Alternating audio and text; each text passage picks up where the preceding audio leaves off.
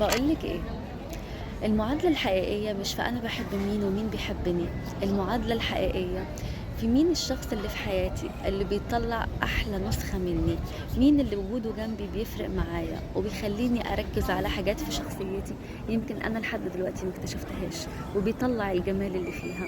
مين اللي وجوده جنبي حتى لو أنا غلطت أو فيا حاجة مش كويسة أو مش لطيفة، بيجي كده وبيركز عليها وبيعرضها عليا بطريقة حلوة، يقول لي لو عدلتي من نفسك في الحتة دي هتبقي أحلى وهتبقي أفضل. مين اللي بيبقى مراية ليا وشايفني في الحلو وفي الوحش، وطول ما أنا معاه ببقى حابة نفسي وبطلع أحلى صورة ليا معاه. مين اللي وجوده بيحسسك بانك ملكة الدنيا وما فيها، وبتبقي متجرأة وعايزة تجربي كل حاجة وانتي معاه. لو في حياتك الشخص ده أرجوكي تثبتي فيه، لأنه قليلين قوي اللي في حياتهم ناس زي كده، ولا ايه؟